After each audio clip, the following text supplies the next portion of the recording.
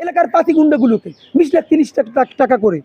এখন দেখেন, এই পুলিশ যে নিজে ছাত্রলীগ ছিল, যুবলীগের আত্মীয়, আওয়ামী লীগের আত্মীয়, সে কিভাবে এই আওয়ামী লীগকে গ্রেফতার করবে? তার কি সেই মোরালস আছে বলেন তো? নাই। এখন আমাদের কি করা লাগতো?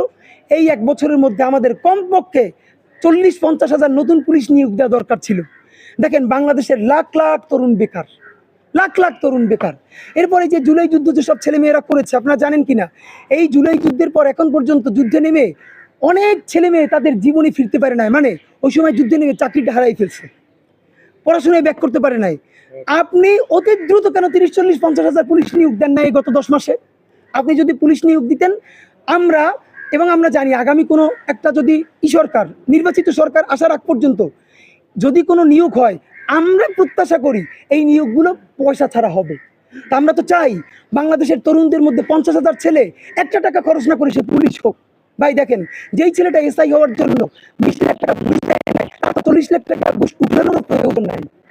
যেই ছেলেটা বাড়ির গাছ বেচে, বাড়ি বন্ধক রেখা অন্য জায়গা থেকে জমি বেচা 20 লাখ টাকা ঘুষ দিয়ে চাকরি নিছে, ভাই সে যদি ঘুষ না নেয় সে টাকা তুলবে কোত্থেকে বলেন? এত টাকা তোলা লাগবে? আপনার তো বেসিক কোশ্চেন করতে হবে। আমাদের প্রশ্ন, এই গণহত্যাকারী আওয়ামী লীগ আপনি এখন ধরবেন কার দিয়া? আপনার পুলিশ কই? আপনি পুলিশ নিয়োগ দেন নাই কেন? সরকারকে বলি, 1 সপ্তাহের মধ্যে কমপক্ষে 50 হাজার নতুন পুলিশ নেওয়ার জন্য প্রজ্ঞাপন জারি করেন। আপনারা ক্ষমতায় থাকতে থাকতে হাজার হাজার ছেলে মেয়েকে পয়সা ছাড়া চাকরির ব্যবস্থা করে দিয়েছেন।